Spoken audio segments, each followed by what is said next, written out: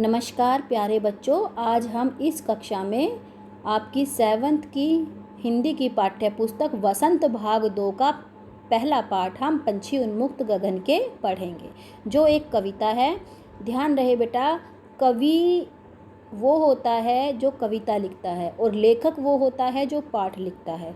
अर्थात कविता के लिखने वाले को, कृतिकार को, रचयिता को हम कवि कहते हैं और पाठ के लिखने वाले को, कृतिकार को, रचनाकार को हम लेखक कहते हैं। तो आज हम इस कक्षा में हम पंछी उन्मुक्त गगन के कविता को पढ़ेंगे, जिसके कवि कौन हैं? शिव मंगल सिंह सुमन। कौन है इसके कवि? शिव मंगल सिंह सुमन। ठीक है। और हिंदी साहित्य की विधाएं बेटा, कविता, कहानी, निबंध, नाटक, ये सब क्या होता है? हिंदी साहित्य की विधाओं के अंतर्गत आते हैं। ठीक है। तो जो यह है हम पंछी उन्मुक्त गगन के है, यह हिंदी साहित्य की कौन सी विधा है? तो इसको हम कहेंगे ये कविता है। ठीक है। और इसे कवि का क्या नाम है? शिव मंगल सिंह सुमन। चलिए तो हम कविता पढ़ते हैं। हम पंछी उन्मुक्त गगन के। पंछी का अर्थ होता है पक्षी, उन्मुक्त का अर्थ होता है खुला और गगन का अर्थ होता है आकाश। अर्थात जो पक्षी हैं वो खुले आकाश में उड़ना पसंद करते हैं। जैसा कि नाम से स्पष्ट है बेटा, इस कविता में हम क्या पढ़ेंगे? ठीक है, कि जो पक्षी हैं उनकी विशेषताएं क्या हैं, वो क्या क्या चीज़ पसंद करते हैं और क्या क्या चीज़ पसंद नहीं करते। ठीक है। चलिए हम पहला पद्यांश पढ़ते हैं। हम पंछी उन्मुक्त गगन के, पिंजर बंध न गा पाएंगे, कनक तीलियों से टकराकर पुलकित पंख टूट जाएंगे। तो यहाँ पे कवि कह रहे हैं कि जो पक्षी हैं, पक्षी ये कहते हैं कि हम पंछी उन्मुक्त गगन के। उन्मुक्त का अर्थ है खुला और गगन का अर्थ हो गया आकाश। कि जो पक्षी हैं वो ये कह रहे हैं कि हम खुले आकाश में उड़ना चाहते हैं, हमें खुला आकाश जो है वो पसंद है ताकि हम उसमें उड़ सकें। पिंजर बंध न गा पाएंगे। पिंजर बंध का अर्थ हो गया यहाँ पे पिंजरे में बंद होकर। ठीक है, कि हम पिंजरे में बंद होकर नहीं गा पाएंगे। कौन? पक्षी। ठीक है। तो पक्षी ये कह रहे हैं यहाँ पे कि हम पिंजरे में बंद होकर नहीं गा पाएंगे, अर्थात हम अपने गाने को भी, गीत को भी भूल जाएंगे अगर कोई हमें पिंजरे में बंद कर देगा। कनक तीलियों से टकराकर। कनक का अर्थ है सोना और तीलियां सलाखें। ठीक है। जो पिंजरा होता है वो यहाँ पे लोहे का पिंजरा ना होकर सोने का पिंजरा है। ठीक है। तो सोने की श्रृंखलाओं से टकराकर पुलकित पंख टूट जाएंगे। पुलकित अर्थात जो हम खुश हो रहे हैं, जो हमारे खुश होते हुए कोमल पंख हैं, वो सब सोने की श्रृंखलाओं से, सोने की सलाखों से टकरा टकरा कर टूट जाएंगे। ठीक है। पक्षी कह रहे हैं कि हम खुले आकाश में उड़ना पसंद करते हैं, हम पिंजरे में बंद रहकर गा भी नहीं पाएंगे, अर्थात हम गाना भी भूल जाएंगे और सोने की सलाखों से टकरा टकरा कर हमारे कोमल पंख जो हैं वो टूट जाएंगे। ठीक है बेटा। चलिए आगे चलते हैं, अगले पद्यांश की व्याख्या करते हैं। हम बहता जल पीने वाले, मर जाएंगे भूखे प्यासे, कहीं भली है कटुक निंबोरी, कनक कटोरी की मैदा से। तो यहाँ पे पक्षी क्या कह रहे हैं? हम बहता जल पीने वाले, मर जाएंगे भूखे प्यासे। कि हम तो बहता हुआ जल पीते हैं, हम एक जगह रुका हुआ, जैसे तालाब का जल है, किसी पोखर का जल है, वो हम नहीं पीते। हम नदी का बहता हुआ जल पीने वाले हैं, हम भूखे प्यासे मर जाएंगे। ठीक है। लेकिन हमें पिंजरे में बंद रहना पसंद नहीं है। कहीं भली है कटुक निंबोरी। कटुक का अर्थ हो गया कड़वी, निंबोरी बेटा नीम आपने देखा होगा, एक वृक्ष का, पेड़ का नाम है। जो नीम के फल होते हैं उसको निंबोरी कहते हैं। ठीक है। तो यहाँ पे पक्षी क्या कह रहे हैं? जो कड़वी निंबोरी है वो हमें भली, अच्छी लगती है। किससे? कनक कटोरी की मैदा से। कनक अर्थात सोना, कटोरी एक बर्तन। ठीक है। तो सोने की कटोरी में रखी हुई मैदा। ठीक है बेटा। अभी देखिए, सोने के पिंजरे में कटोरी, सोने की कटोरी में रखी हुई मैदा से अच्छी हमें क्या लगती है? नीम की कड़वी निंबोरी। क्यों लगती है? क्योंकि वो हम खुले आसमान में उड़ते हुए खाते हैं। ठीक है। एक बार फिर देखिए बेटा इसकी हिंदी। हम बहता जल पीने वाले मर जाएंगे भूखे प्यासे, कि हम नदी का बहता हुआ जल पीने वाले हैं, हम भूखे प्यासे मर जाएंगे, ठीक है, लेकिन हमें पिंजरे में बंद ना रखें। कहीं भली है कटुक निम्बोरी कनक कटोरी की मैदा से। हमें सोने के बर्तन में सोने की कटोरी में रखी हुई मैदा से कहीं अच्छी नीम की कड़वी निम्बोली लगती है, ठीक है। चलिए आगे चलते हैं, अगले पद्यांश की व्याख्या करते हैं। स्वर्ण श्रृंखला के बंधन में अपनी गति उड़ान सब भूले, सब सपनों में देख रहे हैं तरुगी फुनगी पर के झूले।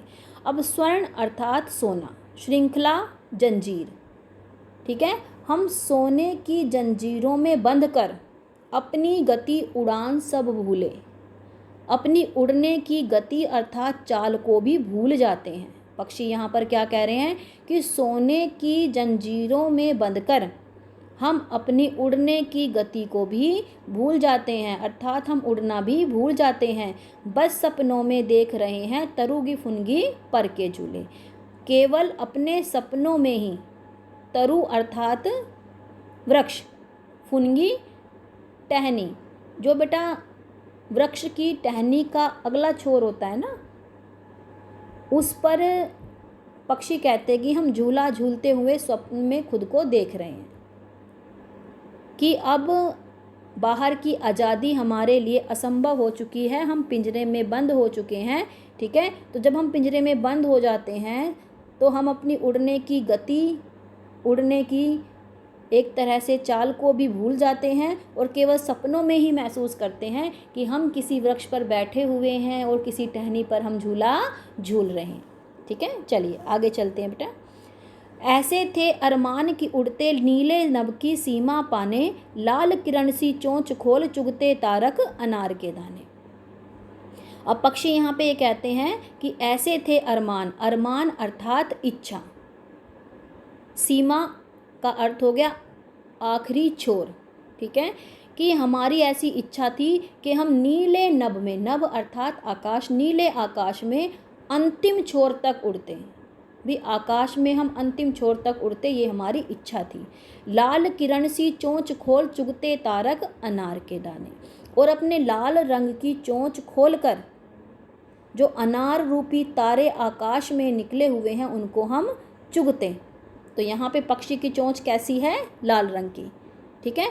तो एक बार दोबारा देखेंगे बेटा कि ऐसे थे अरमान की उड़ते नीले नभ की सीमा पाने, लाल किरण सी चोंच खोल चुगते तारक अनार के दाने, कि हमारी इच्छा ऐसी थी कि हम आकाश में, नीले आकाश के अंतिम छोर तक उड़ते हुए जाते और अपनी लाल रंग की चोंच को खोलकर अनार रूपी तारों को हम चुगते, ठीक है।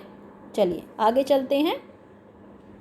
होती सीमाहीन क्षितिज से इन पंखों की होड़ा होड़ी, या तो क्षितिज मिलन बन जाता या तंती सांसों की डोरी।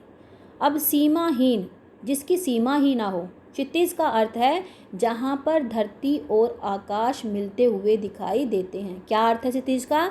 जहाँ पर धरती और आकाश मिलते हुए दिखाई देते हैं, ठीक है। और होड़ा होड़ी का अर्थ होता है प्रतिस्पर्धा। तनती सांसों की डोरी अर्थात प्राण निकल जाना। तो पक्षी यहाँ पर क्या कह रहे हैं कि हम ये चाहते हैं कि सीमाहीन क्षितिज तक, आकाश के अंतिम छोर तक, जहाँ पे धरती और आकाश मिलते हुए दिखाई देते हैं, हम वहाँ तक प्रतिस्पर्धा करते, सारे पक्षी मिलकर प्रतिस्पर्धा करते। या तो हमें क्षितिज का अंतिम छोर मिल जाता और नहीं तो हम अपने प्राणों को, अपनी सांसों को भी वहाँ त्याग देते, ठीक है। खुली हवा में, खुले आकाश में उड़कर हम अपनी ज़िंदगी जीना चाहते थे, चाहे फिर उसके लिए हमारे प्राण ही क्यों ना चले जाएं, ठीक है। चलिए बेटा अगले पद्यांश की व्याख्या करते हैं। नीड़ ने दो चाहे टहनी का, आश्रय छिन भिन कर डालो, लेकिन पंख दिए हैं तो आकुल उड़ान में विघ्न न डालो। नीड़ का अर्थ है घोंसला, आश्रय सहारा, छिन्न भिन्न कर देना, नष्ट भ्रष्ट कर देना, ठीक है। आकुल बेचैनी, विघ्न का अर्थ है रुकावट, ठीक है। तो नीड़ न दो चाहे टहनी का। अब जो पक्षी हैं ये इंसान से कह रहे हैं, मनुष्य से कह रहे हैं कि चाहे तुम हमें घोंसला ना दो, कि टहनी पर चाहे तुम हमें घोंसला ना बनाने दो, हमारा आश्रय जो हमारे रहने का स्थान है वो भी तुम तोड़ फोड़ दो, ठीक है, लेकिन ईश्वर ने जो हमें पंख दिए हुए हैं तो हमें उड़ने की बेचैनी है, ठीक है, और उस उड़ान में तुम रुकावट मत डालो, हमें बेझिझक उड़ने दो, ठीक है। एक बार दोबारा देखेंगे बेटा इसको कि नीड़ न दो चाहे टहनी का, हे मनुष्य चाहे तुम हमें रहने का स्थान ना दो टहनी पर, चाहे हमारा रहने का स्थान जो है वो तोड़ फोड़ दो, लेकिन ईश्वर ने अगर जो हमें पंख दिए हैं, ठीक है, हमें एक उड़ने की बेचैनी रहती है, व्याकुलता रहती है उड़ने की, लेकिन हमारी उड़ान में जो है तुम रुकावट विघ्न मत डालो, ठीक है बेटा। ये थी आपकी हम पंछी उन्मुक्त गगन के कविता की व्याख्या। इसके कवि कौन है? शिव मंगल सिंह सुमन, ठीक है। इस कक्षा में इतना ही, अगली कक्षा में हम अगले पाठ के साथ मिलते हैं, ठीक है। तब तक के लिए नमस्कार।